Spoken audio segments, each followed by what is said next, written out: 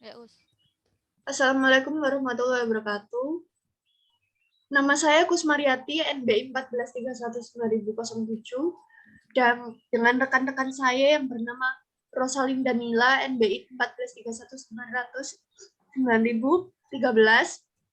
Dava Alif Juliansah, NBI 14319152, dan M. Zakaria 14319159. Di sini saya dan teman-teman saya akan membahas tentang evaluasi akhir semester Baja 3. Next.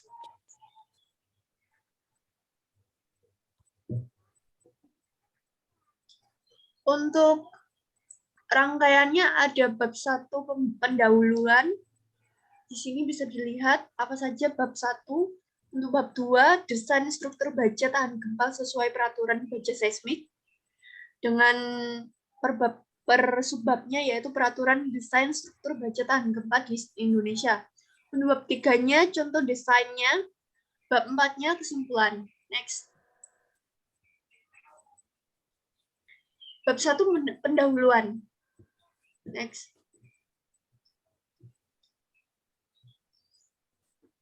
Yang pertama ada gempa, yaitu getaran asli dari dalam bumi bersumber di dalam bumi yang kemudian merambat ke permukaan bumi akibat rekahan bumi pecah dan bergeser dengan keras. Penyebabnya gempa dapat berupa dinamika bumi, aktivitas gunung api, akibat meteor jatuh, dan lain-lain. Menurut Bakornas PB tahun 2007, gempa bumi merupakan salah satu dari berbagai macam bencana alam yang ada di Indonesia, yang bila mana penanganan maupun mitigasi yang dilakukan tidak baik akan menimbulkan ancaman korban jiwa maupun korban materi. Berbagai komponen yang terancam apabila terjadi gempa bumi diantaranya 1. Perkampungan padat dengan konstruksi yang lemah dan padat penghuni, bangunan dengan atap yang berat, bangunan tua dengan kekuatan lateral dan kualitas yang rendah, dan ada infrastruktur di atas tanah atau timbunan. Next.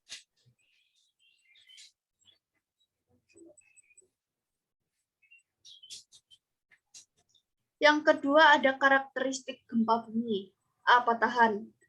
Pembagian jenis patahan dapat dilakukan berdasarkan pada arah pergerakan bidang pertanahan, pergerakan relatif antara hanging wall dan foot wall, dan juga letak patahan yang berhubungan dengan bentuk patahan. Yang ke B ada gelombang seismik.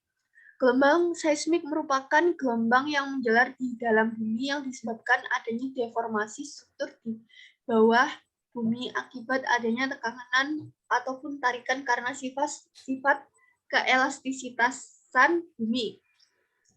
Yang ketiga ada evolusi rekayasa gempa. Rangka momen baja umumnya telah dipikirkan sebagai sistem penahan gaya seismik terbaik karena kinerjanya yang baik pada gempa San Francisco tahun 1906. Namun banyak kerangka momen mengalami patah tulang las yang menghubungkan sayap balok ke sayap kolom.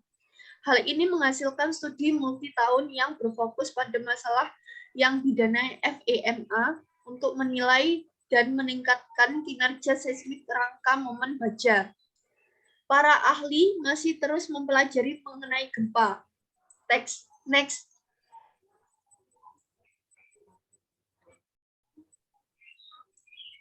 Lalu ada sejarah dan ketentuan NEHRP. Menyusul penyelesaian proyek ATC 3 pada tahun 1978, ada keinginan untuk membuat pendekatan ATC 306 sebagai dasar untuk ketentuan peraturan baru dan memperbaruinya secara berkala. FEMA sebagai Badan Utama Program Pengurangan Bahaya Gempa Nasional di saat itu dikontrak dengan Building Seismic Safety Council atau BSSC yang baru dibentuk untuk melakukan desain uji coba berdasarkan ATC 306 untuk menerapkan ketentuan baru yang diusulkan. Bagian 3 dari ketentuan NEHRP 2015 berisi 5 makalah sumber daya baru Makalah sumber daya dari ketentuan NEHRP 2009 dievaluasi oleh Komite Pembaruan Ketentuan 2015. Dalam beberapa kasus, bahan dari makalah sumber tahun 2009 menjadi dasar untuk atau merupakan bagian satu yang direkomendasikan perubahan teknis dalam ketentuan NEHRP 2015. Next. Selanjutnya akan dibahas oleh teman saya, yaitu Rosalinda.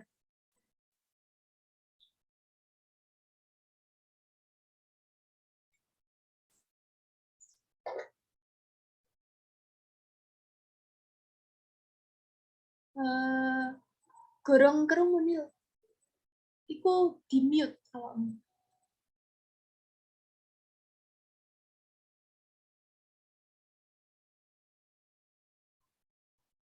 Nil. Nggak ada suaranya.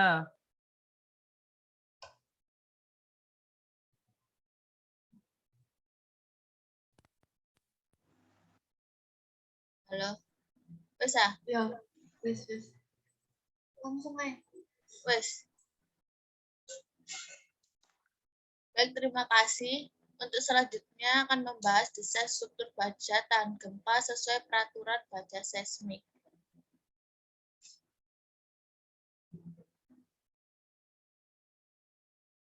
Bangunan ini ditopang pada pijakan menyebar berdasarkan endapan aluvial yang cukup dalam atau yaitu pasir padat sedang. Rencana pondasi ditunjukkan pada gambar 9.1.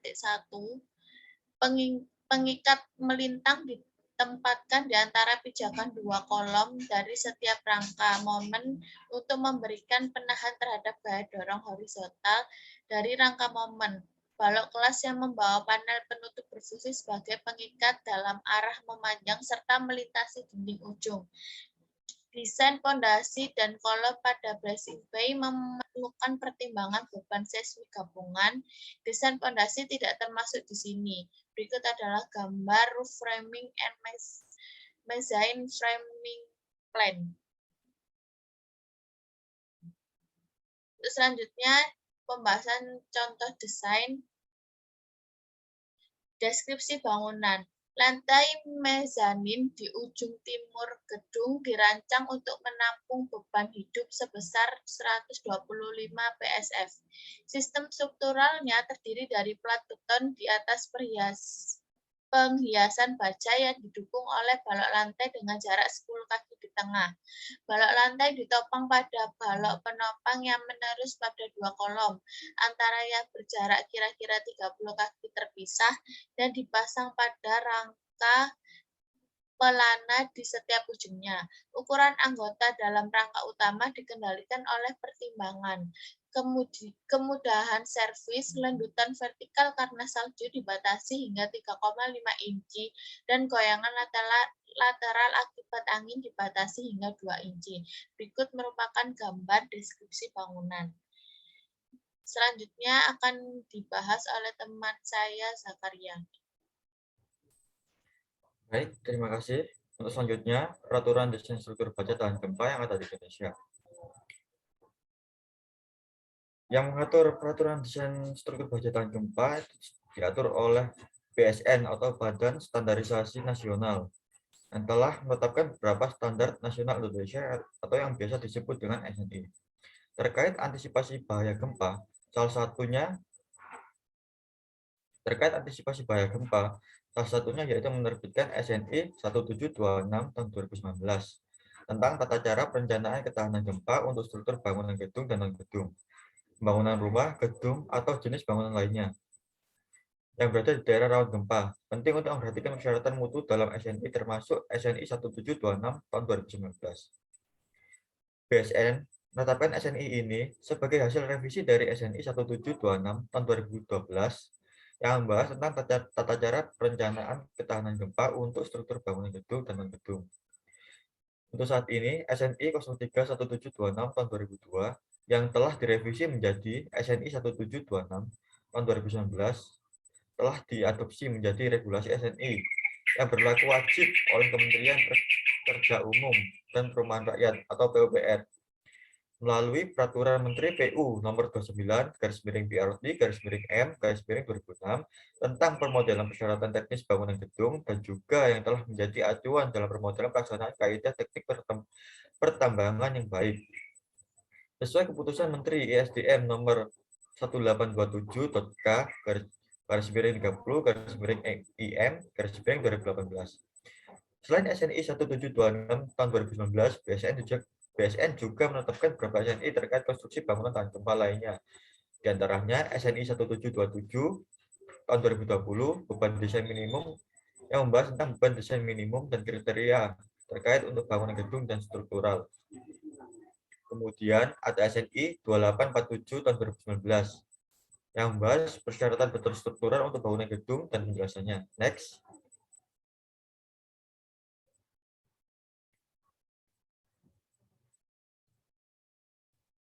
Next.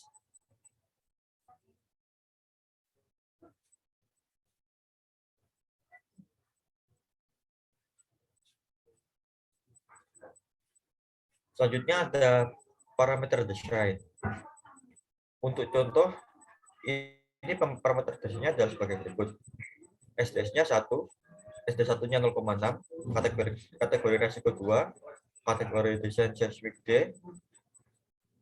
Perlu juga diketahui bahwa bagian standar 12.2.5.6 mengizinkan rangka momen baja untuk bangunan yang tidak melebihi satu tingkat dan tingginya 65 kaki dengan ban mati atap tidak melebihi 20 PSF. Rangka momen baja menengah dengan plat ujung baut yang dilakukan dan rangka baja yang di brace secara konsentris digunakan dalam contoh ini. Arah utara selatan NS, sistem rangka pemikul momen sama dengan rangka momen baja menengah standar tabel 12.21. Arah timur barat EW, sistem rangka yang diikat sama dengan rangka baja biasa yang dianggap secara konsentris standar tabel 12.2/1. Di antaranya beban hidup atap salju 12 PSF, beban mati atap 15 PSF, beban hidup mezanin penyimpanan 125 PSF, beban mati 4 mezanin dan dek 69 PSF, berat panel dinding 25 PSF. Next.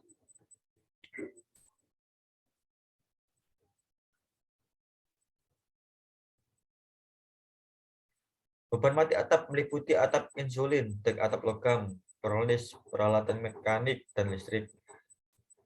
Berat sendiri bagian rangka utama yang merupakan anak dari atap di bawah beban lateral. Untuk menentukan berat seismik, berat mezanin akan mencakup beban mati ditambah 25% dari beban penyimpanan 125 PSF. Sehingga berat mezanin adalah 69 ditambah 0,25 dikali 125 dan hasilnya adalah 100 PSF.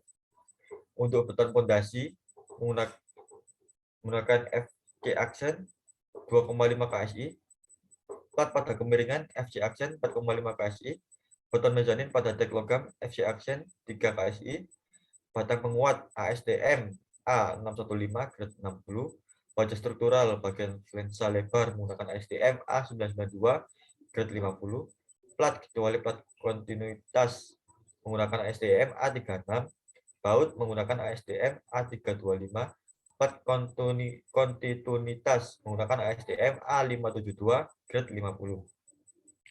Selanjutnya ada kriteria desain struktural.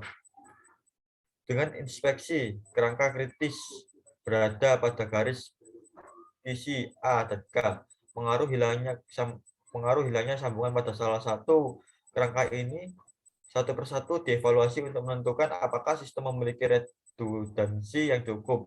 Selain model 3 dimensi dibuat dengan balok bingkai momen di grade A disematkan. Struktur diperiksa untuk memastikan bahwa ketidakteraturan torsi yang ekstrim.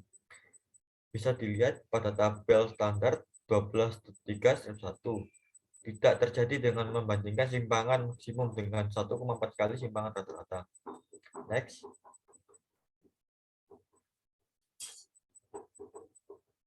Bobot yang berkontribusi terhadap gaya beban gaya gempa adalah atap D 0,015 dikali 90 dikali 180, hasilnya 243 gips. Tepi panel 2 dikali 0,0375 dikali 32 dikali 180 dibagi 2, hasilnya 144 gips. Ujung panel 2 dikali 0,0375 dikali 35 dikali 90 dibagi 2, hasilnya 79 gips. Slab mezanin dan 25% beban hidup yaitu 360 gips. Bingkai mezanin 35 gips, bingkai utama 27 gips, tambah beban seismik sama dengan 888 gips. Jadi berat yang terkait dengan rangka utama hanya mencakup kolom utama. Karena berat yang terkait dengan sisa rangka utama termasuk dalam beban mati atap di atas. Bobot seismik yang dihitung berdasarkan asumsi bahwa panel dinding tidak memberikan ketahanan geser untuk struktur. Selain itu, beban salju tidak perlu dimasukkan dalam berat seismik sesuai standar bagian 12.7.2 karena tidak melebihi 30 PSF. Next akan dijelaskan oleh rekan saya, Davo Alif Juliansyah. Untuk dan tempat saya persilahkan. Baik, terima kasih. Saya akan lanjutkan nomor 4, analisis. Geser dasar akan ditentukan dengan menggunakan analisis ILF dalam arah longitudinal di mana kekakuan hanya diberikan oleh bracing diagonal. Periode perkiraan dihitung dengan menggunakan persamaan standar 12.8/7, di mana HN adalah tinggi bangunan, diambil sebagai 34,25 kaki di tengah tinggi atap, sesuai dengan standar bagian 12.8.2. Periode yang dihitung dari struktur tidak boleh melebihi yang berikut. Tmax sama dengan CU TA sama dengan 1,4 dikali 0,28 sama dengan 0,39 sek. Rata-rata perpindahan ekstrim adalah 4,45 inci. Perpindahan pada titik pusat atap adalah 4,51 inci. Jadi deviasi diafragma dari garis lurus adalah 0,06 inci. Sedangkan rata-rata perpindahan bingkai kira-kira 75 kali lipat. Jelas kemudian fleksibilitas diafragma dapat diabaikan dan geladak berperilaku sebagai diafragma yang kaku. Pergeseran atap juga digunakan untuk menentukan apakah ada ketidakteraturan puntir. Rasio maksimum untuk perpindahan rata-rata adalah ini tidak melebihi batas 1,2 yang diberikan dalam tabel standar 12.3/1 dan ketidakteraturan torsional tidak dipicu proses yang sama perlu diulang untuk arah E/W. Rasio perpindahan maksimum dengan rata-rata adalah 1,07, jauh di bawah rasio ambang ketidakteraturan torsional 1,2. Next. Selanjutnya akan bahas kesimpulan. Next.